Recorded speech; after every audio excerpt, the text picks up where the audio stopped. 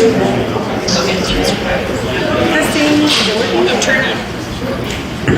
Now it's going to work. Hello, everybody. Welcome to another Tell It Like It Was. And I'm wearing green because St. Patty's Day is coming up. Sally was so nice to make green cookies, shamrock cookies for us. My mom made a few treats as well. Just real quick, I want to let everyone know that the cash bar is open. It's an honor system, so feel free to grab a water, a beer, a wine. Anyway, first I'd like to thank Bob Brail, editor of the Boone Duden Historical Society newsletter, for taking the time to be here with us tonight. We will be talking about the TNT plant and its impact in the area, along with many, many interesting stories. Next, I'd like to thank the Augusta Heritage Foundation for letting us use the Harmonie Verein tonight. Nothing like sharing stories under the roof of such a historic building, which has been fundamentally important to our town's history. Sorry, I already said the cash bar. Finally, I'd like to acknowledge Scott Repke with the Boone Duden Historical Society. All of their members are here. They work with us together for the community. We share a passion for preserving the unique history and hope that we work together in the future. Thank you for your combined support tonight, for being here with us. Scott, would you like to say a few words? Sure. Thank you. Everybody welcome Scott. Thank you. It was only natural for our two societies to kind of cooperate on this presentation tonight because we have the Friends of Historic Augusta and then Boone Duden Historical Society's area of interest, if you will, kind of covers everything around Augusta. Everything from Marthasville and Dutso over into St. Charles County, up Highway 94 with Matson and Defiance and all that, with Femi Osage, Schloosburg, New Melly, and everything that direction. So since our areas kind of meshed together, it was only natural that we cooperate on this. So as was mentioned, Bob is our newsletter editor. He does an excellent job at that. He publishes 4 issues every year for our society that our members receive, and there's always excellent articles that he has written and put together in there. So I can only imagine this will be an excellent presentation as well. So let me introduce Bob Brail.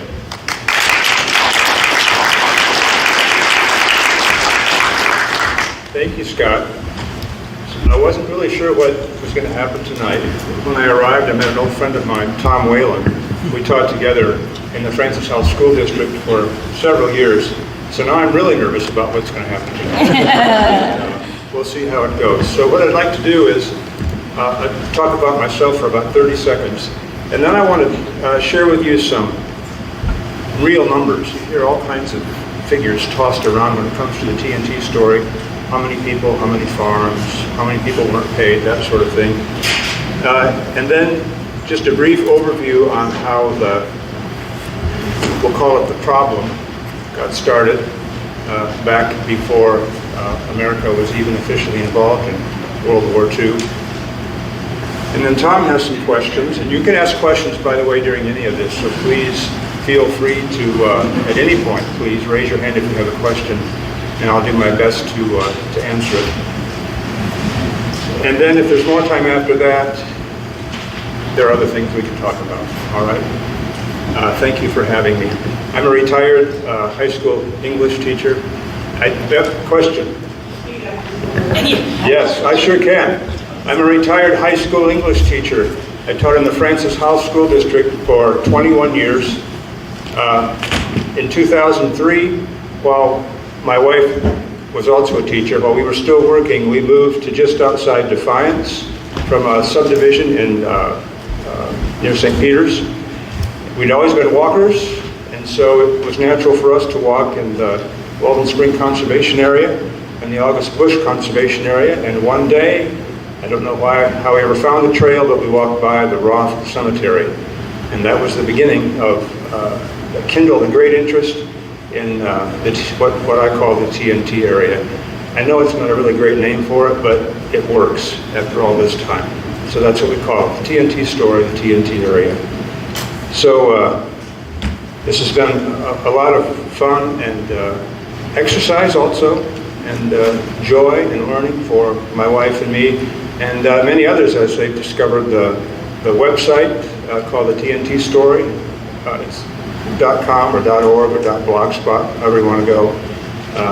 Many, many people now are much more aware of the TNT area and TNT story than they were 20 years ago. And that's really great because that's the whole purpose of my involvement, to tell the story.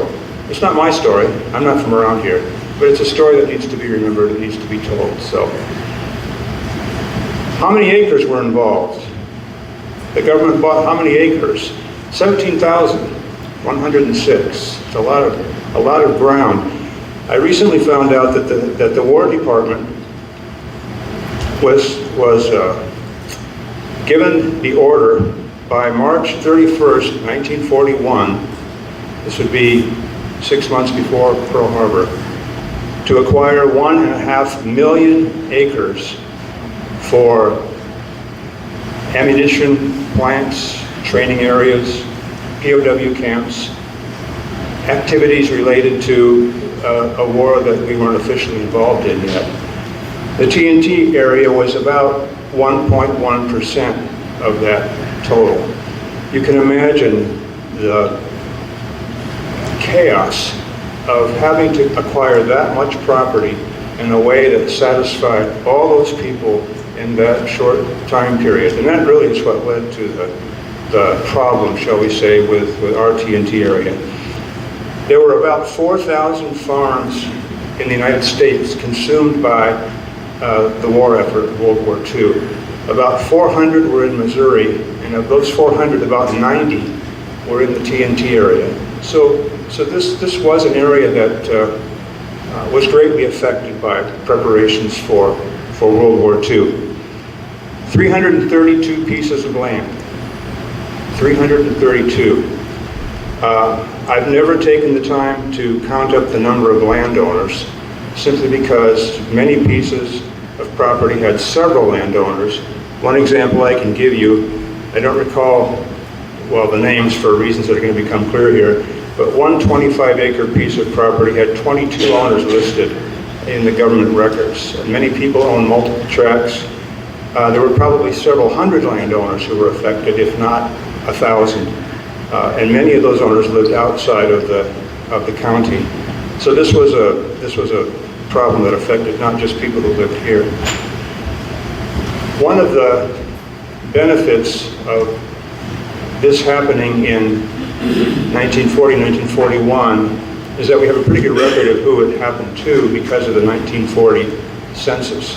That census was taken in Hamburg and Howell and the surrounding area in April, only 6 months before the news broke. So we have a pretty dependable source of information on who was here. Now, of course, there would have been some renters who maybe moved out in the intervening 6 months, or a baby was born, or someone passed away, but generally it's pretty good. There were 101 households, and by household I mean a house with one person in it at least. Some of them had 12 people, some had only one. 101 households who were living on property they owned, who were forced to find new homes. 101. Total of 346 individuals. By the end of the war, most of them hadn't moved very far. Almost all of them were still in St. Charles County. About a third in Weldon Spring, a third up in St. Charles, and a third scattered throughout the county.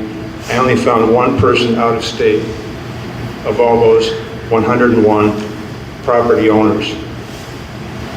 There were also then scores of renters who had to find new homes, and we don't hear as much about them.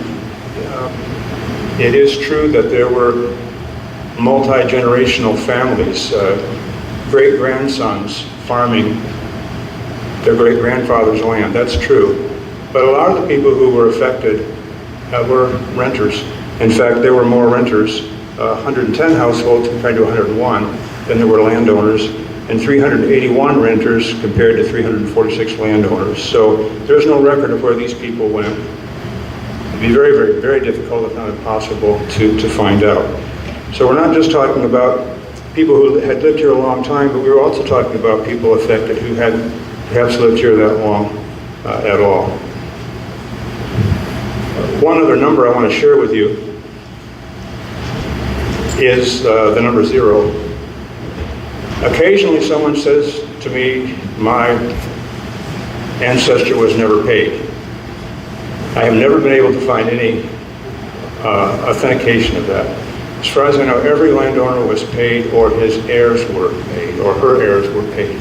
There were a handful of individuals, landowners, who between the condemnation of their property and the Supreme Court settlement in their favor passed away. But their heirs got their money. Eliza Teeters died in 1941, Nathaniel Bacon in 41, Cecil Stewart in 43, Hygen Bates in 43, Marguerite Ebert in 43, John Miller in 44, John Stewart in 44. They never saw the money themselves, but their heirs were paid. One other name I want to give you here, Louis Willarding died April 2nd, 1941. This would have been after the War Department stopped payment, but before the property was actually condemned. So he died 12 days before his property was condemned by the government, and the signed contract then was withdrawn from his widow. She eventually received the money. And may I give you one more number? This is a very interesting number. I did not know about it until about 3 weeks ago. And it is the number 1 in this context. I was aware of one before last week. Have you read about the 1927 flooding in the Mississippi River? Devastation it caused. It was a horrible, horrible flood. It resulted in the 1928 Flood Control Act. As part of that, 4 years later, the War Department was buying up land along the Mississippi River, and they offered $32,000 to a Mr. Danforth who lived in Missouri down near the Boot Heel for his land. He accepted, signed a contract. 6 months later, the War Department notified him they decided they had paid too much and were taking his property by condemnation at a lower price. What does that sound like? That sounds like the TNT area. He appealed. The case went to the Supreme Court. The Supreme Court decided December 4th, 1939, in a unanimous decision, that the War Department had to honor the original agreement. I did not know about that case until recently, and I found out about it looking through news articles from 1940. There was a great hope among the TNT landowners that they would get their money back because their lawyers told them about this case. So it strikes me as so interesting. Supreme Court unanimously, December 1939, tells the War Department, no, you can't do that. You've got to pay the signed contract. And it's less than 2 years later that the War Department does the same thing. Now there is a difference in the TNT story, and that difference was war. Things happen in war that don't happen at other times. I'm not sure if that's what the War Department had in mind or not, but it is true that the War Department in the TNT area was trying something that it had failed at accomplishing just less than 2 years earlier than that. So you guys are either a rapt audience or you have no questions. I'm absolutely clear. Yes. What was the name of Danforth? What was his first name? Who? Danforth. What was his first name? You know what? I couldn't find that. It doesn't say in the case summary. Anybody else? Yep. Did any of the attorneys working with the property owners have any luck with arguing with the War Department in any kind of communication that made any sense? No. I don't think so, no. Just No. we're the War Department? That's why it ends up at the Supreme Court. Anybody else? Question about numbers? Yes? Is there any record of what the government actually, how much they average paid for the property down there? Oh yes. That's on that website. Each property is listed by owner and how much they were paid. And also in many cases I was able to find out for the properties that were condemned what the condemnation price was that the government offered. But the actual purchase price is there with every property. I think it averaged about $149 an acre. Yeah, that's possible. Yeah. Possible. You see, there was go back to this 1.5 million acres by March 31st.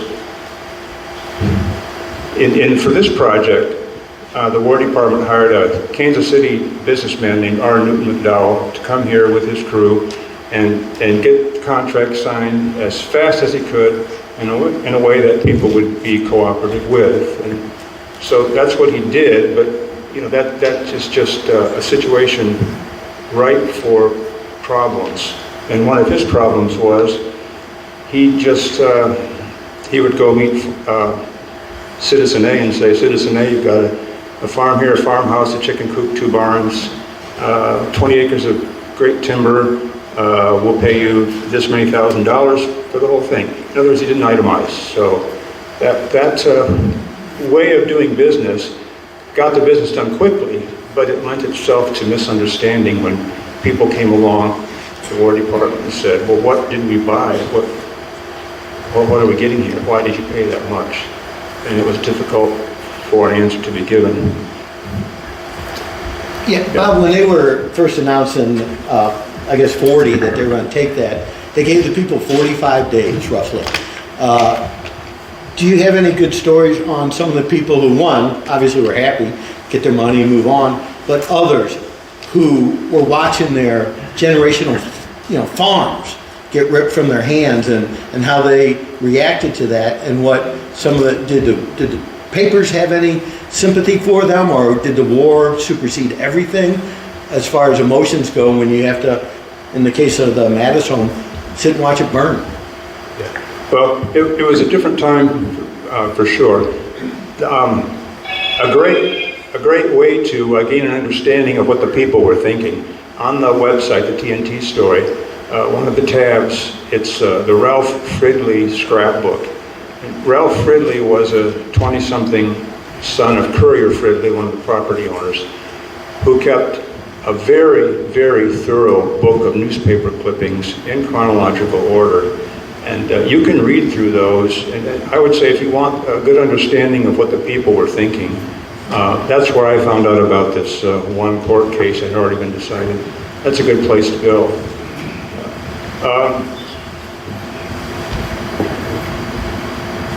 Unfortunately, I don't know a lot of anecdotes because I came around to the story just a little bit late. I talked many times with Les Mattis. How many of you ever met Les Mattis or knew Les? Okay. Les's parents were TNT property owners. They were the ones who built the Riverview Dance Hall. So Les knew a lot about that. You want to tell them what the Riverview Dance Hall was and who they highlighted at the time? Sure. If you come down, how many of you know where the dance hall was? Okay, you come down Highway 94 from St. Charles, traveling down to the southwest, and there's a water treatment facility on the right-hand side of the road. Right inside that chain link fence was where the dance hall stood. And it was built in 36 or so. Maybe it was 37. That makes sense because that's when the bridge came in. Basically, so that a young man from Howell named Ralph Sutton. Thank you. Ralph Sutton could show off his piano playing talents.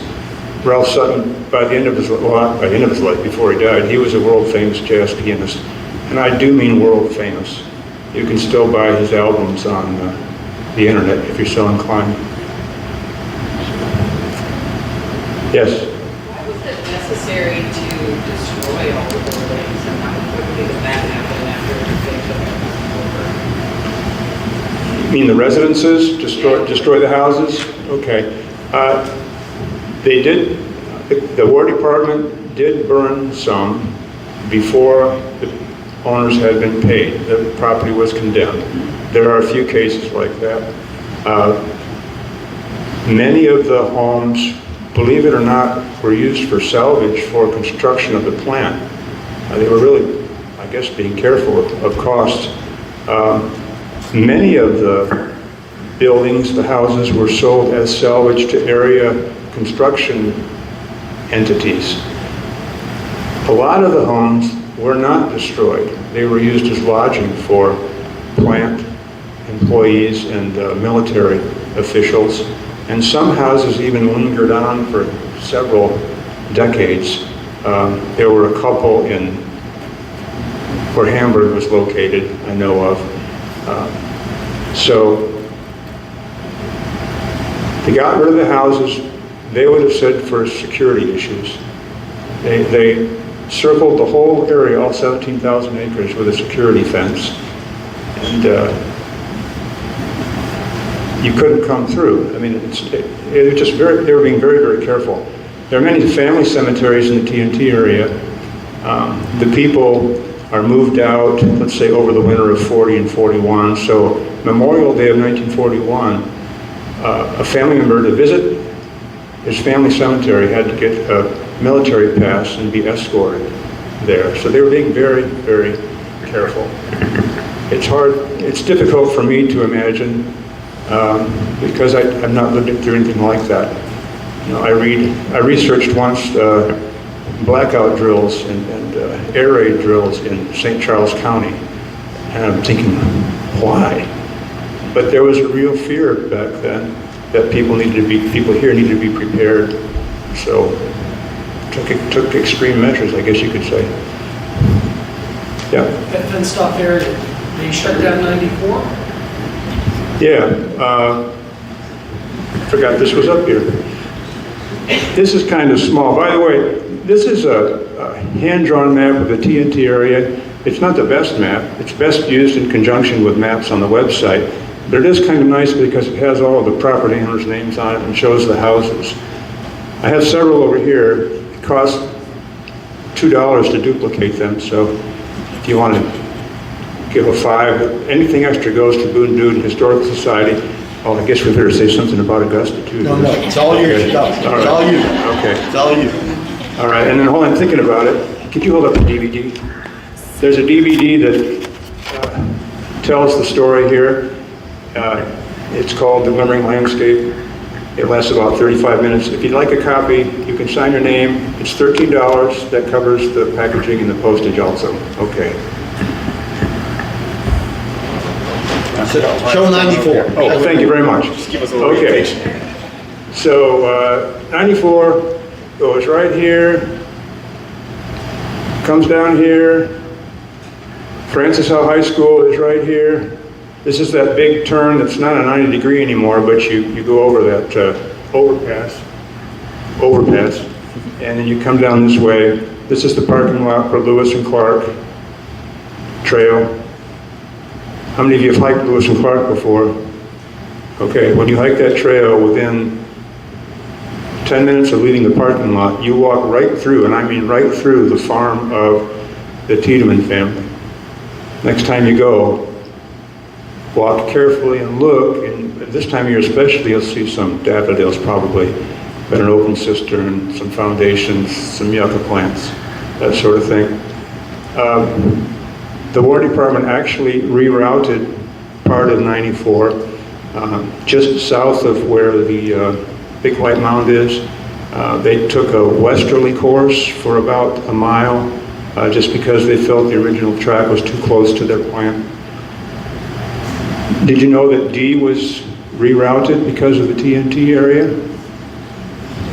Yeah. Highway D, let's go at it from this direction here. This is Highway D, and it's where it is today. This is double D right here. Now the road goes like this. From the corner of double D and D, where the gas station is, if you drove east, there's a big turn. Well, if you kept on going, you would have been on the path of the former Highway D, which came out essentially where the entrance is to the National Guard area. And double D was added too. So there was a lot of changes made because of concern for security. Of course, it's the ironic part of this is that the plant opens in September of 1941, and 18 months later it closes. done. And that's where my area of interest ends. It was several years before it was used again to process uranium, and I don't know much of that story at all. So, yeah, all those changes made for 18 months of production at the factory. Okay, would you like to know a little bit about how the problem got started? Does that sound interesting? What else are you going to say? You're here. Okay. Well, would you be surprised to know it got started because of, possibly, because of politics? And two national columnists who were looking for something to write about. They would have been I guess we'll say the cable news people of their day. Robert Allen and Drew Pearson co-authored a column called The Washington Merry-Go-Round. It was a nationally syndicated column. It appeared in many, many newspapers, including newspapers in St. Louis. In the middle of January 1941, so it's end of October, these people find out about what's going to happen. They start to get checks the 1st of December. A lot of them have been paid by middle of January 1941, and a lot more are going to be paid before the War Department puts an end to it. But these two guys get some information about financial problems at one of the War Department building sites. This one happens to be in Indiana. And the charge was that the broker was not only charging a high commission, but actually charging a commission on the sale price and his commission. That's what the charge was. And there were charges that people were getting too much money for their property. So that's what got them started. The War Department began an investigation. And what happened in the following weeks, they decided to suspend, the War Department decided to suspend all payments at their projects handled by brokers they had hired. And there were 8 such projects, and we were one of them. Now, to summarize really quickly here, what happened was, in 7 of those 8 cases, agreement was made between the War Department, the property owners, and the brokers to take somewhat lower prices. Property owners decided that, and the brokers agreed to take a lower percentage. One broker, the War Department said, he's doing okay, he can keep his money. So 7 out of the 8, it worked out great, everybody's happy, or if not happy, at least they're satisfied. Didn't work that way here. One problem was Newton McDowell. He said, I'm not going to take any less money. Another problem was the War Department felt that the prices paid here were too high, so they scoured the countryside, scoured the area anyway, trying to find 3 real estate appraisers who would come in and reappraise properties. They found 3. Those 3 reappraised 10 properties, and they decided that the owners had been paid 40% too much. 40%. By far the greatest discrepancy between appraisals and what the brokers were saying. 40%. The other 7 projects, one of the sets of properties was like 18% above reappraisal price. So 40%. Big problems. So the War Department has an option. They can either say, oh, it's okay, go ahead, we'll pay up, or take it to court, condemn the properties and take it to court. And so they did that. On March 9th in 1941, Secretary of War Henry Stimson initiated, or asked the Attorney General to initiate condemnation proceedings in the U.S. District Court of Eastern Missouri, and he did that. A year later, the case was finally heard. 3 judges in the District Court, St. Louis. The property owners won by a judgment of 2-1. The War Department appealed. Round 2 went to the War Department. The property owners appealed, and that's where we end up at the Supreme Court. And the Supreme Court decided by a vote of 5-3 that the War Department had to honor the contracts. And so they did. Subsequent to that, the property owners again brought another case trying to get interest on the money because the case wasn't decided by the Supreme Court until 4 years had passed. But the Supreme Court did not agree that they were owed interest money, so they won though. They were vindicated, we'll say that. So that's how it got started. All these projects, these 8 projects, were happening within this context of we need to get ready for war ASAP. We need to get this property as soon as we can so we can be building these plants and making these POW camps and having these training centers, training facilities. So I think the problem happened because of the time constraints that people were operating within. And then there was a good dose of politics too, because at the beginning of this, Allen and Pearson, the columnists, they injected a pretty obvious political element into their first column by saying that the people in Indiana benefiting were Republicans. So that can cause tension sometimes. Tom? You said your interest ends, when it closes, but most of my questions will differ from that because I know you better, because I know you're so involved with that area. But what about the process of potentially buying their land back, and why wasn't that an option for some of these landowners? Once again, I do not understand how a TNT plant can shut down in the middle of World War II. You talk about bad war planning. It seems like it was a disaster that idiots were running it, that you're going to take that land, and then with 18 months of it, you're going to shut down a TNT plant in the middle of World War II. It's not like we didn't need it. But once again, once it shuts down, is it an option for these people to buy their land back? Yeah, one of the things you gain, an understanding you gain if you go back and read through those articles in that Fridley scrapbook I mentioned, was that there was a real possibility reported that the landowners would be able to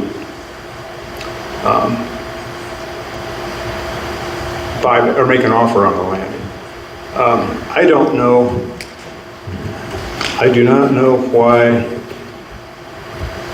it was sold as it was sold. The Conservation Department bought it for a song, shall we say. They paid much less for the land than the government had. I think it was split between the Conservation Department and University of Missouri. Okay, yeah.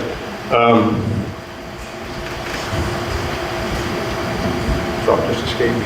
What you say? Except for the 37 acres that became Francis Island. There are a lot of exceptions. More and more all the time. Boy, this is somewhat embarrassing, but not unexpected, because I'll be 70 this year. What were we? We're just talking about after it shut down. Oh, I know what I was going to say. In the National Archives in Kansas City, which is the repository for the material relating to the Weldon Spring Ordnance Works, which has photographs of all these farmhouses and barns and even, yes, chicken coops. There's a set of letters, one to every property owner. It's a copy. It was a letter sent out informing the property owner that the property would be possibly available for purchase again. What happened to that, I don't know, because that never happened. An individual once mentioned to me that it may have been a case of War Department protocol, where it had to be offered to certain entities before it would trickle down to the property owner. I don't know. It's the best answer I can give. Yes? Hi there. My name's Trish Burns, and I've been researching the area of it. And I was given a document that I think was declassified, but it's from 1946. And it said once it was put together as TNT and DNT property, it would be forever contaminated and it would never go back to residential use. And I can make sure you get that document. That'd be good, thank you. Yeah, and so it couldn't have been less than 5 acres, had to be isolated, and it could never be private property again. Okay, that's interesting because most of the TNT acreage was never used for anything except a safety barrier, I guess we'll say, around the main production area, which was up in here. So I did not know that. Thank you. Okay. Well, it's right. odd about that, Bob, and this is where we come together.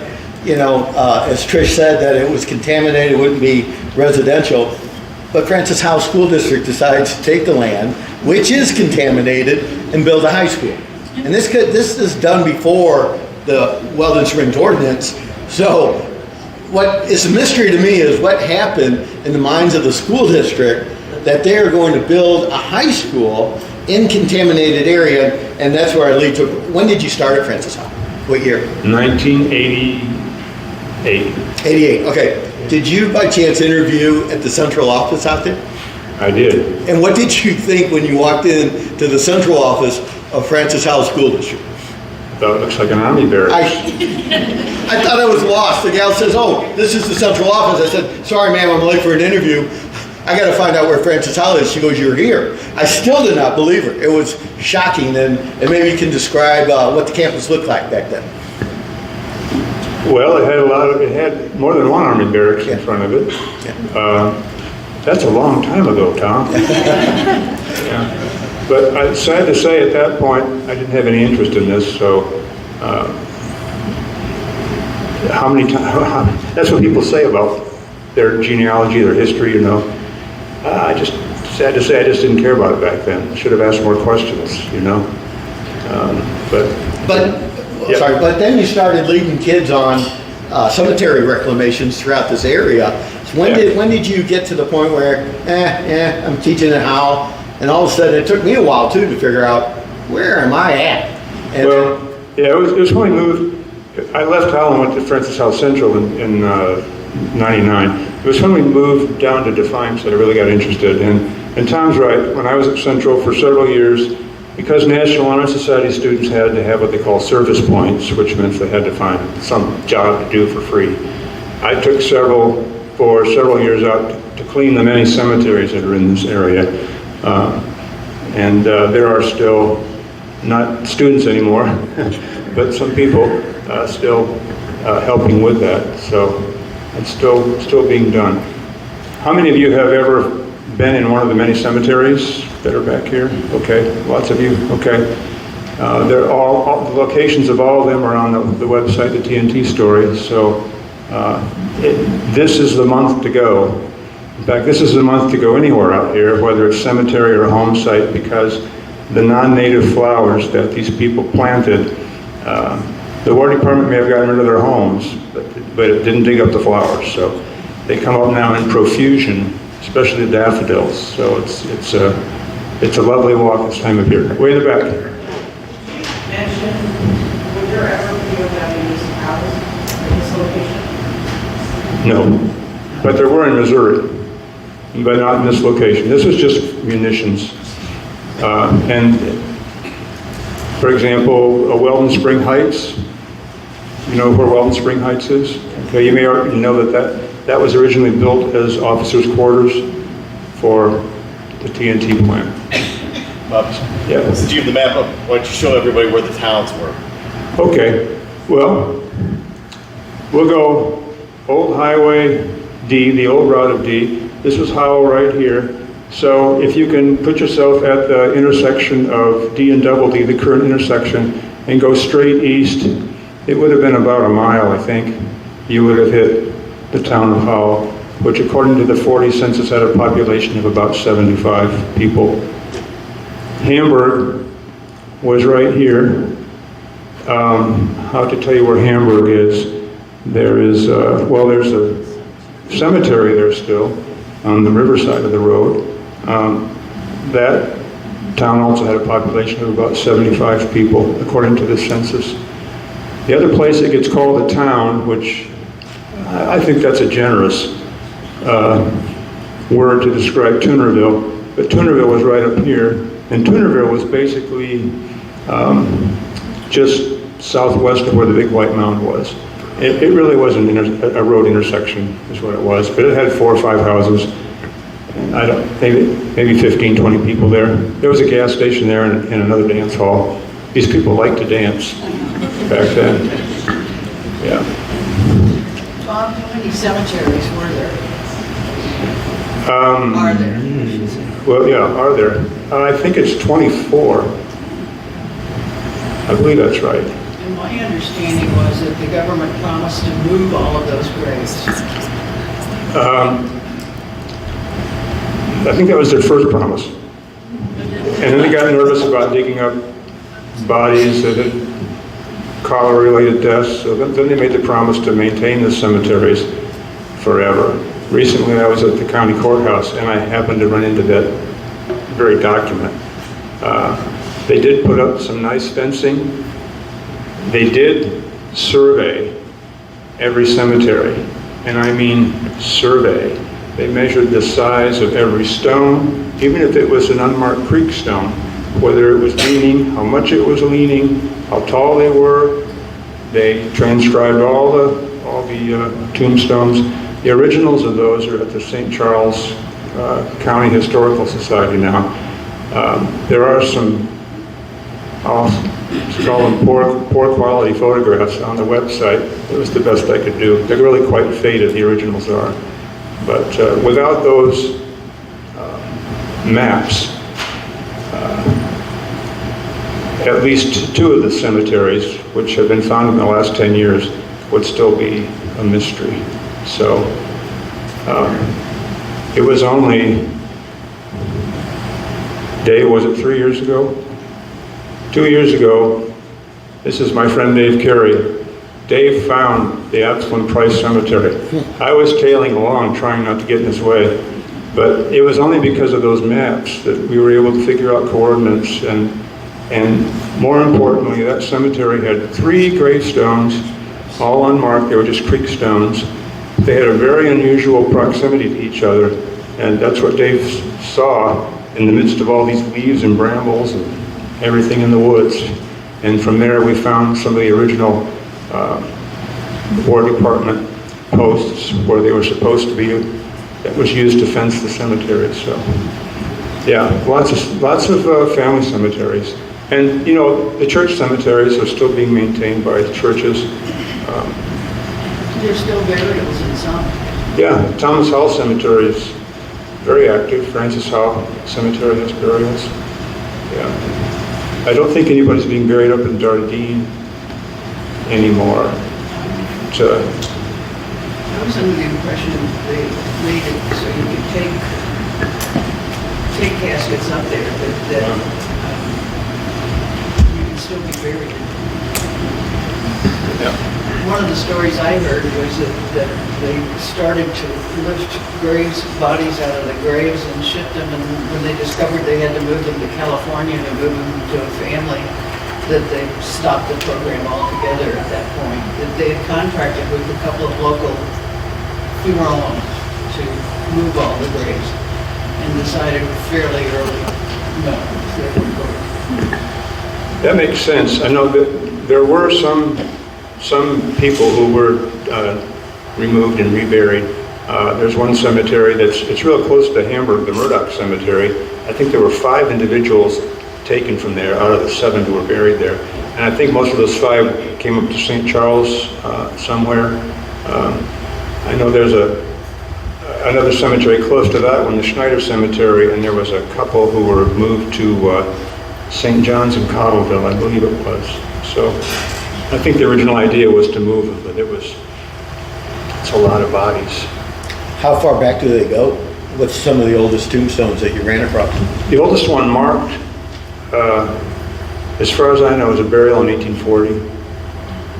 So, but most of the tombstones were creek stones. The notion of the rather extravagant tombstones that are so common nowadays, that would have just been so rare in this area back then. There is one very interesting. I'll call it a tombstone. It's really an enclosure. It's in the Hutchings Cemetery, which is right about in here. It is a stone wall enclosure, 4 sides. It's about that high. Whoever built it clearly went down to the riverbed and got the stones, because I'm going to give away a secret here. Please don't take my fish, okay? You turn the stones over and you look, and they're the most interesting fossils, big fossils that obviously came from the river. He brought them up, but he what's the word I want to say? He dressed each corner. You can see originally the corners of this were all 90 degrees. This was, I don't know what grief caused this, but it must have been immense, and there's no record of who even built it or who died. So cemeteries are interesting. Yes, back here, this gentleman. I don't know if you mentioned it already, but do you know the reason the government chose this property, besides it being right next to the Missouri River and the railroad right there? Well, those are two. Like natural springs. Those are two big reasons. Another one was limestone, and I'm not enough of a scientist to know how limestone is used in the production of munitions, but I was told at one time it was, and I trust that person who told me that. The other reason was the bridge, the new bridge. The Danube Bridge was new in 1937, and so that opened up the supposedly thousands of people that would be needed to work in this plant. Here's another reason to read that, the articles in that notebook by, scrapbook by Mr. Fridley. I came across an article which explained a lot to me, because one of the things that was happening as this area approached America's involvement in World War II was that this bridge right there was already changing the people who lived here. Already was changing. So for the very same reasons that the War Department decided to build their plant here, not quite very same, because having thousands of employees didn't matter, but accessibility and to be on these bluffs above the river where you could pick up the cool breeze.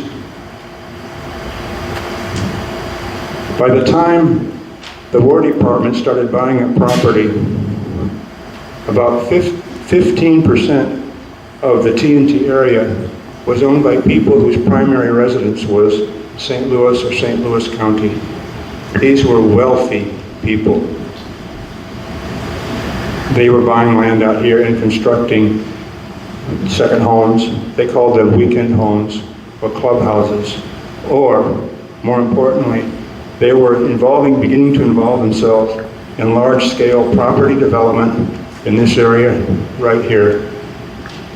Their goal was to sell what they called luxury estates on the bluffs. I did not know until a couple months ago that there actually was some kind of organization among some of these St. Louis businessmen.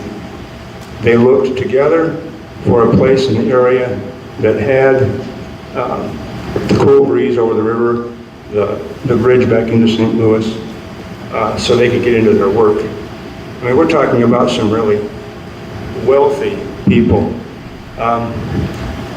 Basically all the land. This is the bridge.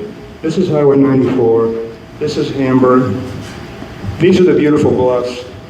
All of this was owned except for this little teeny 40 acres here and another little teeny bit down here, which did not have bluffs.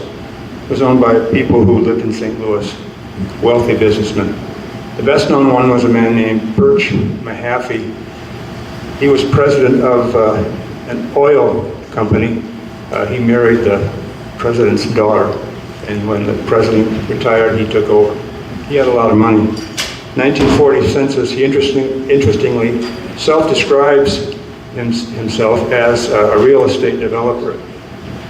He owns 620 acres. A lot of property. All of the bluff property was his. He bought it in 1929. In 1928, the Missouri legislature passed a bill providing a whole bunch of money to build bridges and roads in Missouri, and specifically to connect St. Charles County to St. Louis County at this point down here. He knew there was going to be a bridge, and so he bought the property up. It got used for several years as a scout camp right here. In fact, if you ever want to see a swimming pool in the middle of the woods, that's your place right there.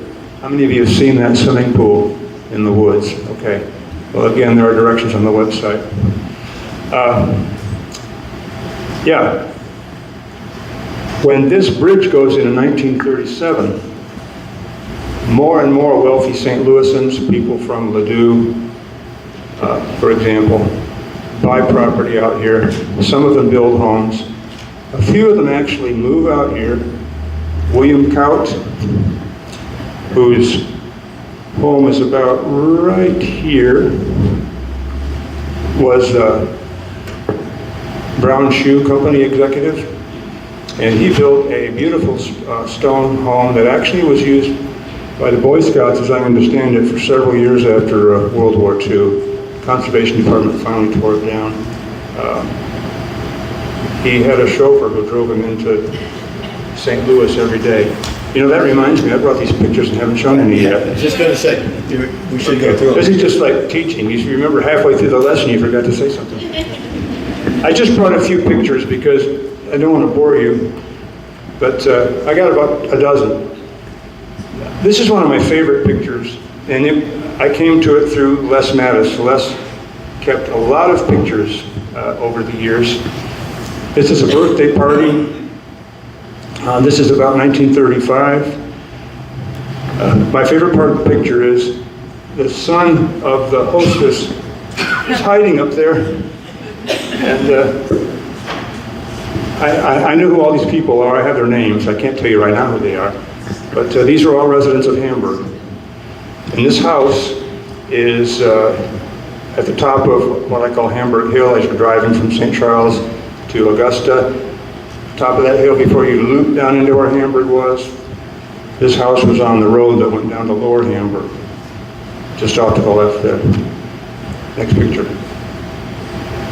That's the doorstep today. Same house. Just the house isn't there. Same doorstep. And if you went behind it, you would see the ruins of the cellar. And over here there's an open cistern.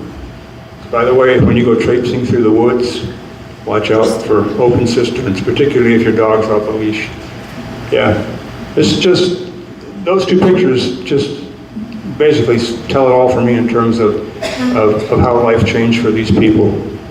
All there, great joy, celebrating one of the best parts of life, birthdays, and that's what's left. Next picture. This is a double chimney. I'm not sure that's the right term or not, but it's there's a fireplace on the other side too, and it goes up the single chimney. This is on the north side of the creek. What's the name of the creek? Dardine Creek. Thank you. Dardine Creek, between the creek and Double D. Next picture. And this is, what's that? Whose house was it? Heckelman was the name. Heckelman. Heckelman. H-O-E-C-K-L-E-M-A-N-N. And this is the same chimney. I found that chimney long before I had this picture, and I had in mind this double chimney, you know, it would be a mansion. It would be a killer of a house. And a little bit of a disappointment. I don't know who this is. These two people, at least one day, accompanied the War Department photographer as he took pictures of the homes because they show up in some of the pictures.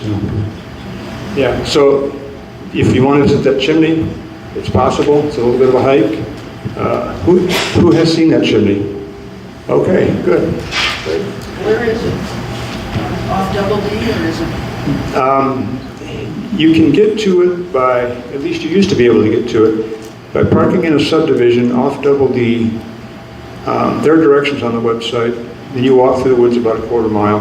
The other way is to go through August Bush, cross the dam at the eastern end of Lake 33, park by Dardine Creek, wade the creek, take a left turn. So it's near the cemetery. Implies Is it in that area? church. The church cemetery, it's actually west of the church. Can we go back to number 1, please? Keep going, one more, okay. So the church cemetery, where are we? I think we're right in here. And Heckelman property is over this way a bit. So I don't think it was a mile. I can't. It's not, you know, when you're out in the woods looking for something, it doesn't matter how long it is, how long it takes. You just go and find it. Okay. All right, remember Mr. Kaut? I think he was CEO of the Brown Shoe Company. Okay, and he built a beautiful stone house. It had a stone stable. It even had a stone barbecue pit that matched the house. And in fact, that stone barbecue pit is still there. The Conservation Department did a wonderful job of erasing the house from the face of the earth. For some reason, in the middle of the woods, there's a barbecue pit there. But Mr. Kaut also had an in-ground gas pump. There's the place where he filled it. There's a vent. Here's his pump. The guy had a lot of money. The gas was not stored back here. This was a storage area. But he took advantage of the side of the hill, built this beautiful facade here with the yucca going up and the yucca coming down. So all this gets covered up by the War Department when they buy the property. However, dirt settles, right? Yeah, so next picture, please. So if you know where to look, you can find it on the website. The top couple feet of that wall are exposed now of that gas station site, right by the side of one of the trails. Is that by the Duckett Creek? Is that the one that's near Duckett Creek and the Katy Trail? No, this is on Lost Valley Trail. Okay, gotcha. Yeah, Lost Valley Trail. And that's why it was called Lost Valley Trail. I think the Boy Scouts named it. I'm not sure. I don't know how I got that name. It should be called Mushaney Hollow Road because that's what it was, doggone it, but it's not. I like this picture because it gives you an idea of what the land looked like. These are basically farmers who lived in what is now forest. How did they ever make any money? Well, they didn't have trees to deal with, at least not like today. So this is a business operation, and it is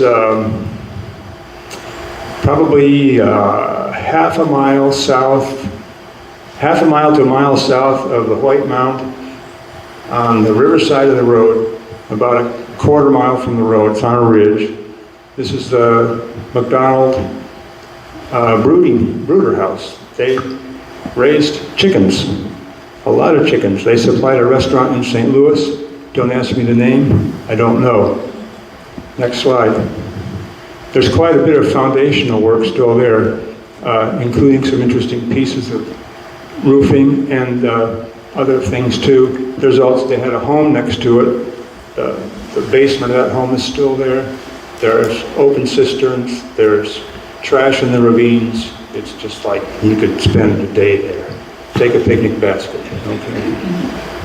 But this is the kind of thing that you find in the TNT area all over. Evidence of all these homes.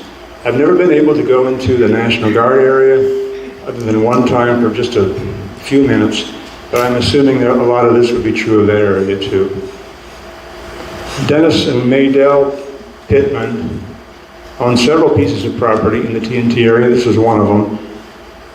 I think it's a stock tank. I'm not enough of a farmer to know why anybody would want a concrete stock tank, but there were pipes in the middle of it, which suggested a water source. And again, it's just out in the middle of the woods now. Was there a spring that went through it? My dad had one like that. Did he? There was a spring, and he had a concrete enclosure like that. If there was a spring, it's no longer functional, but maybe that was it. And maybe it was a well. Okay, next. Who's seen that before? Okay. That is the Jan, Y-A-H-N, the Jan Dam, or as much of it as Mr. Jan got done. Theodore Jan lived on Hamburg Hill, going into Hamburg, on the riverside of the road. I know he was building this about 1936, 37. I think he also had in mind the bridge. He was going to dam a creek, which is now a dry creek, and create a little fishing spot with a few cabins so people could rent the cabin for the weekend and go fishing. I think he thought he would be drawing people out from St. Louis. This was to be the spillway. He ran out of money and never got finished. So it's right there, folks. If you want to go down, take the kids. It's a little walk, a lot of fun. They can climb on the steps carefully. The Jan Dam. Okay, next. On top of this arch is the shortcut from Hamburg to Lower Hamburg, a road that was put in about 1905. It was a Mr. Nikolai who did the stonework here. It's a beautiful little spot, and again, it's just out in the woods. When I found it, I wasn't expecting it. It sort of gets your attention. It's just not the kind of thing you think you're going to see in the middle of a hike in a wooded area. So, next. This is one of those cisterns that you have to be careful of. This is kind of interesting because it's an old stone cistern, but it was capped with a concrete top. So you'll find stone cisterns, you'll find more modern concrete cisterns. There are even some places where you'll find the well pipe. A well was drilled and the pipe is still sticking up out of the ground. So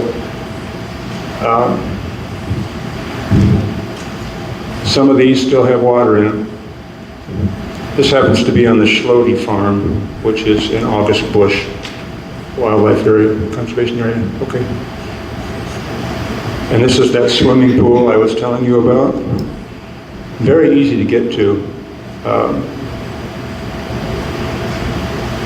You can go see the swimming pool, and you can walk on a nice asphalt path until about the last 50 yards.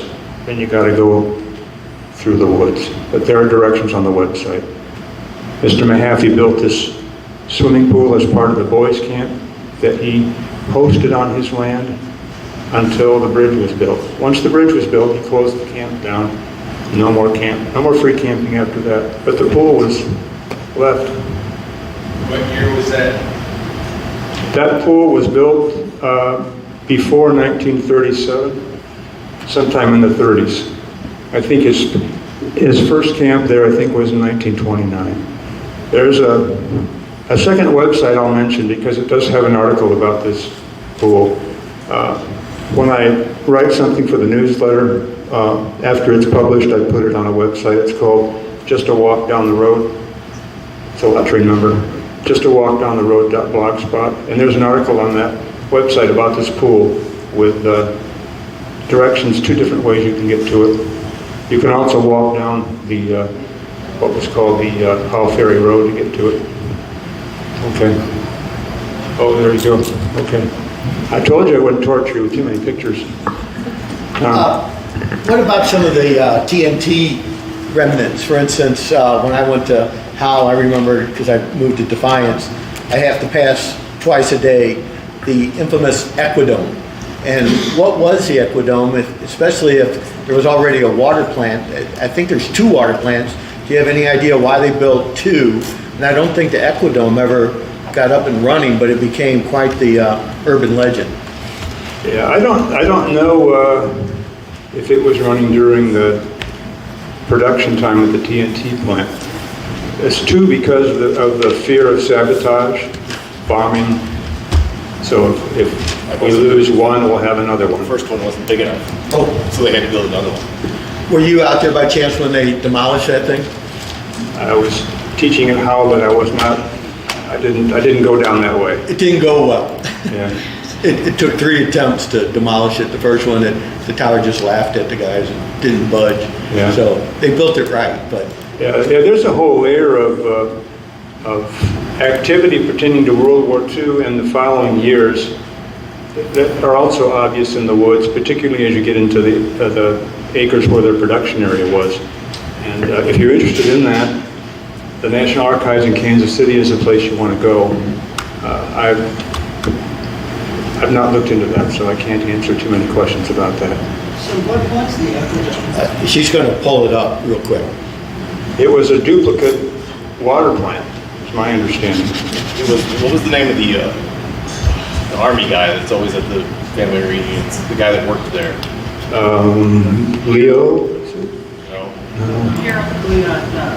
I've got his card still. He was at the last one. Yeah. Wasn't his last name Dobbs? Carl Dahl. Carl, that's it. He's the one that, since he worked out there, he was the one that told me that the first water plant wasn't big enough.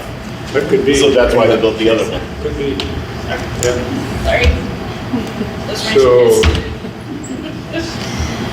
you're looking for the Echo Dome. Right. Okay. Yeah, there. Yep. Do you know info on the tomb of the unknown soldier? Do I know what? Do you know any info on the tomb of the unknown soldier there at Wilton Springs there by the Howell High School? Oh, The tombstone? the statue. What's the story behind that? Oh, well, that website just to walk down the road has an article about that guy. Okay. Yeah, he was, And what year was that? I'm sure it says it on there, but what year was that? he was killed World War I on Armistice Day or the evening before. He was the last soldier killed, wasn't he? Well, no, that was the rumor, but there were actually soldiers who were wounded the last day that died, several days later. So the last one from this area, anyway. My grandpa attended his funeral. Really? What was your grandpa's name? Hospital commercial, he lived in the house right across the Yeah. street. Yeah. Talked about attending his Wow. service, yeah. Did he say anything about the service or memories of it? No, he just said he had an Angus coat that he had only worn one time, and it was a really, really cold day that funeral was, and he wore that coat once. He never wore it again, but yeah, that's There was, this is just kind of an aside, after World War I, first of all, the government offered to take the mothers of deceased soldiers to Europe to view their sons' graves, and then they offered to repatriate remains. So that's how forgot his last name. Bowman, thank you. How Arch Bowman remains came back here. So that's very much a known soldier. Yep. The actual land where the Mount Howell was, is it within the National Guard area? Yeah, it is. Yeah. One of those buildings is still up. The brick one that's pieces. A World War II building? Oh yeah, but all of the, No, I think it was built as a school. Yeah. Francis Howell High School. It's still the corner of the foundation of Francis Howell High School. yeah, that's one of the places I visited when I was there for like an hour. Yeah, so the foundations of Francis Howell High School are still evident. Yeah. Yep. Did you ever come across any reference to local contractors that were doing work? My uncle was part of Smith contractors who did the electrical work in the late 30s, early 40s for the TNT project. I never have, no. No, that's just, like I said, if you're interested in the TNT aspect of it, you might find that relative's name in Kansas City in the National Archives. They're very helpful people there, and it's not in the busy part of Kansas City. So if you're like me and you like to take it easy when you're driving, it's a place to go. Easy parking, easy in, easy out, lots of help, doesn't cost anything. Most of the people there were farmers, or they ran the general store, or were at the church. Were there any manufacturing plants or any places that did something aside from essentially farm? There were some individuals, some landowners who also were involved in property development on a much smaller scale. It's mostly farming and the kinds of things you find in small towns, grocery stores, schools, churches. You do find some interesting individuals, though, going through that census list from 1940. Professional basketball player. I paid attention when I saw that, especially when I saw it was a woman. That resulted in an article for the newsletter. There is one young man who was a symphony musician in St. Louis. I haven't followed that up yet, but he's just living with his mom on a piece of rural property out here somewhere. So, but not really. There's no factory. There's no industry. Well, yeah, there's a dance hall which operates from spring to fall. I wonder if anybody fished just because the river was closed. There are a lot of people involved in river work, maintenance of the river, dredging, that sort of thing. But, yes? Bob, I think it'd be interesting to see if there's anybody in this room tonight that had relatives that got kicked out. Yeah. All right. Okay, so just give us, can you say the last name of your relative? Howell. Howell, okay, yeah. Reinwald, Howell. Mattis. Mushaney. Lindenbringer. Post and Birding. Okay. Post and Birding. Pittman. And Sherbon. Sherbon, okay. Yeah, so that's just great. I know these names, you know. It's just so cool to see you people here.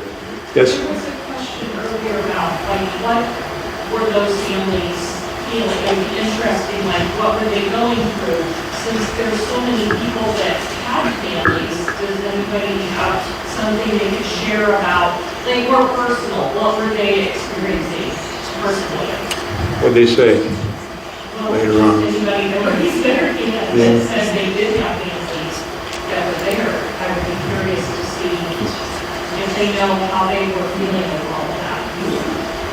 And this is something of great interest to me because of this website, which I'm maintaining so that the story gets told as fully and completely as possible.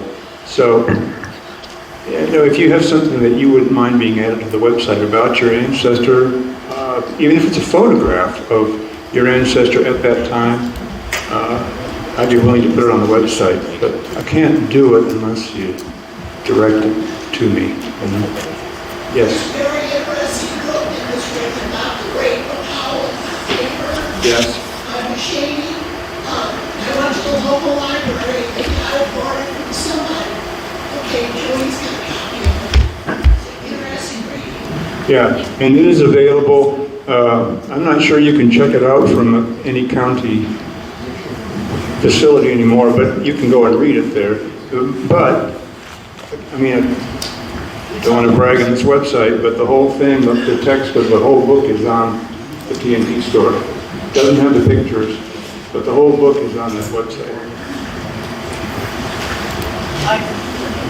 I think I'd seen it when I went to the cleanup site down there where they've got that new building, and they've got a very good video, at least, a couple years ago when I was there, they had a very good video on, what these people went through.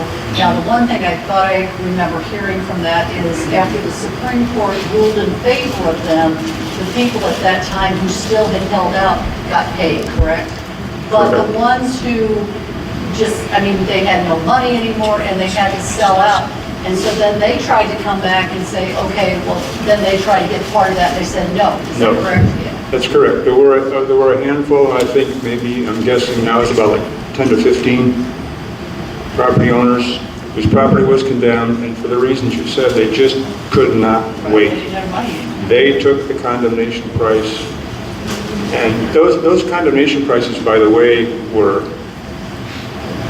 they strike me as really being insulting. You remember I said that those 10 appraisers said that on the 10 properties, the property owners had been paid 40% too much. The condemnation prices that I found, and they're on the website, most of them are in the area of like 20 to 30% was what the government was offering in condemnation compared to the original signed contract. Yeah. Yes? She would want to know sort of the stories. My grandparents, they were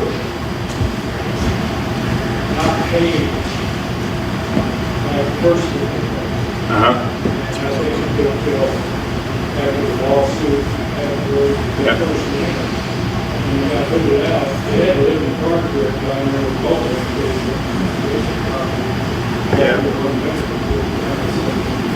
And is this Marvin? Is it your Marvin Marshall? Okay, yeah.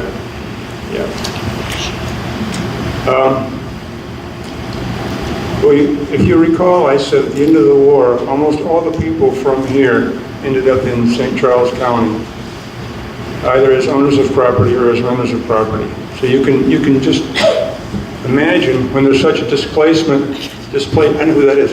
There's such a displacement of people from a small area, and they don't go very far away, what that would do to real estate prices and apartment prices. I mean, there'd be probably a shortage of apartments. So it's going to cost these people, it's going to cost them while they're waiting. And they had to pay lawyers' fees also.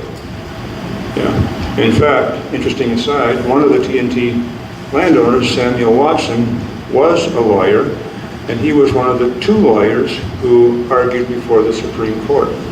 So he was, in a real sense, arguing his own case because his property was condemned also. This is the Shearbaums. Now, it's interesting you should put this up here because this is one of it might be the only case, but probably there are a few cases. They lost land to the government, but not their house. Now, what they did to make up for that acreage they lost, I mean, just chop off 40 acres of somebody's 80-acre farm, what's he going to do? Especially when there are a bunch of other farmers who just lost their rental property. You know, it must have been a very unpleasant experience, even if you had the hope that, you know, the War Department already had been told by the Supreme Court once that they had to honor contracts. Just heartbreaking. That's my grandmother. Now that house is still standing, right? Yes. Yeah, and this would be, if you come off from I-64 on Double D, and you go through the huge new development, just keep going, and on your left, what? Across from the school. Quarter mile off the road? Yeah, across from the school. Quarter mile. Farmhouse That's still Walter there. Kamphoefner. Yeah. Okay. And on my dad's side, on the Pittman side, my grandfather, his brother, my grandfather and his brother refused to move. I'm told my grandfather refused to move, and they pulled him out of the house and picked him up and set him in the back of a pickup truck and burned the house down so he couldn't go back.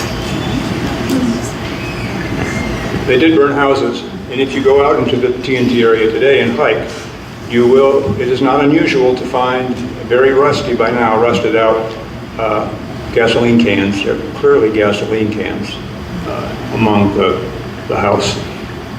So this is a rental property owned by Hattie Mattis. House being burned. They opened up the windows to make a draft, threw in some gasoline and lit it. Now, I want to be fair about this. I can't recall if by this time she'd gotten her money or not. Doesn't mean it was good or right, but she may have been paid for that. I have no idea what that is. That's the aqueduct. Oh, okay. So this would be the other water treatment plant. This is where the police shooting range is now. It was the haunt of high school, college, probably adults for years. Satanic rituals, deaths, it just goes on and on, but it was a spooky place, a very spooky place. That's the plan? Yes. Okay. Bob, you want to tell the story about the house outside of New Melle you discovered that had been moved there? Who else told me about a moved house tonight? Somebody else? Yes, thank you. Which is right over here. Right over there, and my father bought it. It was going to be demolished, and he bought it. He right that road up here and he built it. Yeah. And this house that you're talking about is on Highway D now. I don't do Highway D enough to know landmarks, but it's not far from Hopewell Road. Okay, there you go. Not far from Hopewell Road on the north side of the road. In the basement, there's a timber, a rafter, and it's signed in pencil by the TNT landowner and the 3 or 4 people who helped him build it. It was moved. There was a man named Sylvie, I think, Grover Sylvie. He had a house in Howell, and he took it up and moved it to Wentzville somewhere. So he's listed as a resident of Howell, but when you look at the information about the property he sold, there's no house with it because he had moved it by that time. Grover and Mamie Sylvie. Okay. She worked for a doctor. Okay. I've not ever found that house, by the way. I haven't looked for it, but I assume it's still there. So there were some houses being moved. Right across from the Riverview Dance Hall, there was a little store owned by Courier Fridley, and he apparently moved that somewhere because the government didn't pay him anything for it, and there's no picture of it in the picture file or property description. So I think these people were trying to make the best of a difficult situation and do what they could to make money. Another story about that is Mr. Schlode, whose sister you saw a while ago. He had this signed contract. It was just for a lump sum for everything. And so before he moved off, he cut down some very valuable timber and sold it because he didn't think there was any problem there. Well, he had to pay the government, the War Department, the money he made on the timber. Still the echo dome. Okay. Other questions? Yeah. I've always been confused about when, like, the current Francis Howell was built, and like when the takeover initially happened, there was the Howell Institute, which was where the National Guard stuff is now, right? When did people start attending Francis Howell, like where the ordnance works was? Tom, shortly after the war? Yeah, I pulled it up. The first graduating class is 1950. So what they do is Francis Howell buys the barracks, and they use the buildings that were existing. They built a gymnasium, they had roads, had parking, and they had contamination. Where did people go in between there? Where did they go to school? My guess would, they did have a Francis Howell that was, I guess, the Central School Road. They had the Howell Institute, then they moved it to St. Peter's Howell Road, right there where Central School is. And then the government built a high school, which was called Miller School. It never opened up. I think that's dated 1941, and just because it, elementary school. yeah, and so it burnt down. But that's right off the road as you're heading towards Francis Howell from the highway. To the right, there's a little gravel road that goes up to the right. But so 1950, which for me is always shocking because they buy it knowing quite well. And then Bob and I taught there. And so, you know, the issue is more than TNT. It's what happens after that. So they put Howell there in 1950, and only after that does a chemical plant come in. And that is probably currently the issue that's ongoing now. And I was at Jeff City last week, and they are pushing a bill right now forward, so there could be compensation for those people affected by the contamination that's resulted from the Weldon Springs Ordinance, because they produce some pretty incredible things there, mainly thorium, radium, and some pretty some of the worst things we've ever produced, as well as the quarries became dump zones for other contaminated waste around the United States. It became just a cesspool. So I'm out there teaching and not knowing anything, and the kids, there was a water tower attached to the chemical plant. The kids would actually have that water tower put on their class rings at Francis Howell, which is one of those, it was a rite of passage to climb to the top. So when But you started teaching there, you had no idea? I did not think I was at a school. I thought I was lost. I'd been to Bush Wildlife, but I never went straight. So when I went straight there on 94 and pulled up, the fence around it was somewhat military. The buildings were military. It was a barracks. There were barracks behind it. And the fact that the kids had mullets scared me the most. There was a lot of mullets and a smoking area. So it was an odd place to teach. I wasn't used to that. I used to shake my head all the time like, where am I teaching? But then I moved to Defiance and it became home. So. Marshall. I have an answer on what they did with the kids. My mother was a freshman in 1939-40, and she was to attend Francis Howell. All the kids out here, they cut it off. Mom was bused over to Augusta, what is now the Augusta Elementary School. That's where she graduated high school in 1943. Way in the back. If she wrote the document that said the land would never be inhabited again by residential, why was there allowed to be a school there? You're right. That's above my pay grade, I think you say. I don't know. Yeah. Just, this is kind of a little more historical about it, but Howell had a tradition of having education be important, and there was a private, the school was privately endowed. The initial Howell Institute was the land was given, and the building, things were built, I believe, the one that exists there, and they existed as an institution long before this came along, so they were very pleased with their education setup that they had prior to the TNT area coming.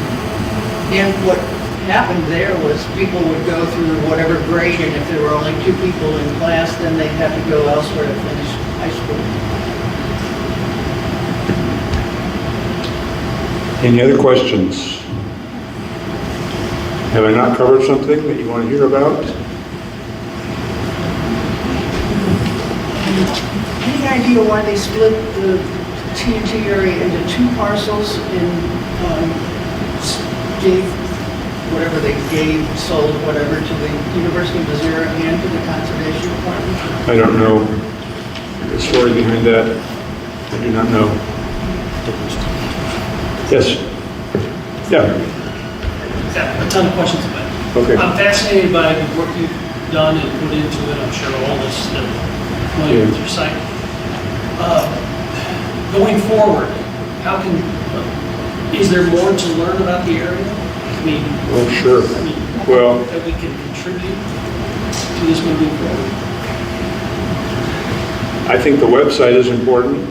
I mean, when my wife and I found that first cemetery, and we started looking for cemeteries, in some cases there weren't really any directions at all. These cemeteries were abandoned, they were lost. And now there's all this information about, this story is on the internet now, so it's going to be around a long time. So anything added to that story is good. So in particular, descendants who have material that has a bearing on this story, I would love to put that on the website, but you got to get it to me, okay?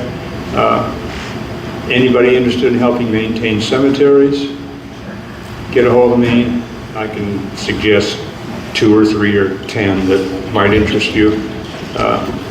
That's an ongoing project. Anybody who has an interest in writing about this, researching, I'm always looking for material for our Boone Duden Historical Society newsletter. So those are the kinds of things that come to mind right away. Yeah. I'd like to add to that a little bit. The current situation is starting to get a lot more attention, and The website is called Chasing Answers. It's a Facebook page. And one of the things that it's following is the impact of what takes place after the TNT plant. And the impact is pretty severe. We are talking about a major spike in certain levels of cancers and potential DNA changing that could go on for several generations. I was at the House committee meeting last week. It was some of the most heartbreaking testimony I'd ever heard. It was, the room was packed, and these parents were telling stories about their kids going to how and the impact of the things that occurred. So, you know, this is not why Bob's here. I don't want to take away from Bob's TNT story. But to answer your question, there's quite a bit going on right now to look at the impact of what the chemical plant has done. And the contamination is still there. And so is Francis How High. So I remember, I don't know if you remember, Bob, there was talk they were going to build us a new high school. You know, my wife went there, the soccer ball went over the fence, and Dinah Moonsuit came back, saying we're all safe. So there's quite a bit of unknown, and I would say it's a dark story, a very dark story. And so right now there's quite a few things coming to light on that. And so I would start with just researching all this news. Go to that interpretive site. It's pretty shocking. My favorite picture is guys are eating lunch on a solid block of radioactive waste. That's their table. That's their lunch table. And something happened in 1967 where all of a sudden it shut down and they got out. So Francis House State. I am very happy to stay up here and answer your questions. I think we're going to close. Is that good? I have no idea what time it is.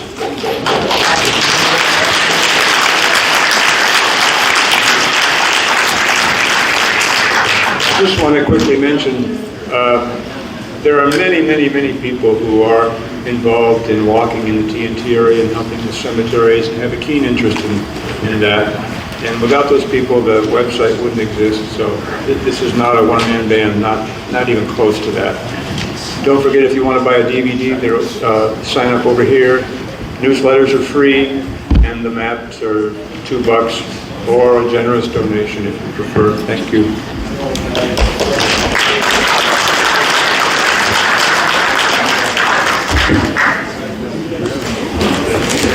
Thank you, everybody, for coming. That was interesting. I also wanted to just bring by.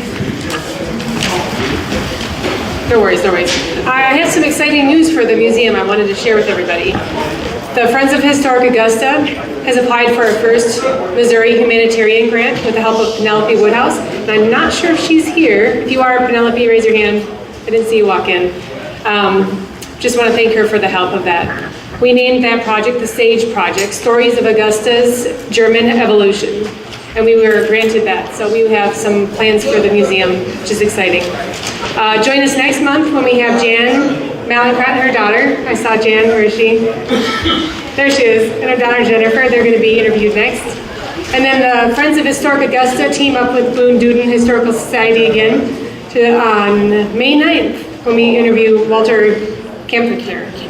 Please consider leaving a donation to help Holland his stories. We have his famous Augusta owl over here that will hoot when you leave something in the basket. And you can always find his stories online, the museum and everything. So thank you for coming out, everybody. Thank you.